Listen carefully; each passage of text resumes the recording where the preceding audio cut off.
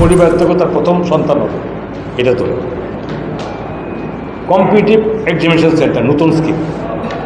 শিক্ষাক্ষেত্রে আমরা সকলে জানি যে এই কম্পিটিটিভ এক্সামিনেশন সেন্টার বিভিন্ন স্কুল কলেজে স্পেশালাইজ কোচিংয়ের খুব প্রয়োজন হয়ে পড়ে, এবং আপনারা সকলে জানেন এটা সবাই আপত্তি নেই। আমাদের ক্যাপিটাল আগরতলাতে এটা লিমিটেড এটা সুবিধা পায় রাজ্যের বিভিন্ন সাব ডিভিশন থেকে। এটা আগরতলাতে মানে ছেলেমেয়েরা এখানে আসতে, যাদের ইচ্ছা আছে, তাদের ট্যালেন্ট তারা করতে পারে, তারাও কিন্তু আসার সময় থাকে না, কারণ তাদের থাকার ব্যবস্থা অর্থনৈতিক তাদের সেটা এর জন্য। এটা আমরা ঠিক করেছি, আগরতলা তো আছে, এটা আমরা বিভিন্ন ডিস্ট্রিক্ট ওয়াইজ আমরা এটা করতে যাব। যেমন ধরুন না, অলরেডি আগরতলাতে আছে, এটা কভার করবে, যেরকম খোয়াই সিপাহীজলা, এটা মিলে ওই ডিস্ট্রিক্টে তারা আমরা এটা আলাদা করব। এরপরে আমবাসা করব, যেখানে ধলাই ঊনকোটি এবং নর্থ ডিস্ট্রিক্টের মধ্যে মিলিতভাবে। ঠিক তেমনি আবার সাউথ এবং গোমতী নিয়ে এরকম করে আমরা ট্রেনিং সেন্টার করবো। ইনিশিয়ালি এটা তৈরি করতে স্কুল করতে হবে, কোথাও কোনো স্কুলে বেছে নেওয়া হবে, কোথাও বড় সরকারি বিল্ডিংও হবে।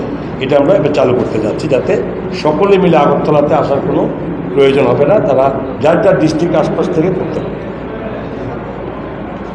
কম্পিউটার বেসড এক্সামিনেশন, আমরা সবাই জানি এই রাজ্যের অনেক ছেলেমেয়েরা বিভিন্ন ধরনের কম্পিটিটিভ এর জন্য বিভিন্ন রকমভাবে, যেমন IBPS বলুন, RRB বলুন, SSC বলুন, ডিফারেন্ট কম্পিটিটিভ এক্সামিনেশন, ক্লাস 12 বিভিন্ন কলেজ থেকে বাস এর জন্য বিভিন্ন জায়গাতে এরকম করা হয়। তারা এটা রাজ্যের বাইরে যেত তাদেরকে, এবং এর মধ্যে ঘটনা অনেক শুনেছি, আপনারা সকল জানেন। এই ধরনের কম্পিটিটিভ এক্সামিনেশনে গিয়ে কাউকে মৃত্যুবরণও করতে হয়েছে। তো এই যে জিনিসটাকে, রাজ্যে অনেক ছেলে মেয়ে আছে, তাদেরকে আমাদের রাজ্যে কী করে ব্যবস্থা করা যায়, এটা একটা এটার আমরা পরিকল্পনা নিয়েছি। এবার এটা করবো। 1000 মিনিমাম 1000 এরকম যারা হবে এক্সামিনেশনে বসবে, 1000 উইথ কম্পিউটার অ্যাসেসরিজ সব কিছু নিয়ে আমরা একটা ব্যবস্থা করব। এবং এটা মূলত এখন পর্যন্ত এটা আমরা স্থির করেছি সরকারের পক্ষ থেকে, যেটা হাঁপানিয়াতে আমাদের ওই হলে আমরা সেখানে এটা সেট আপ করব।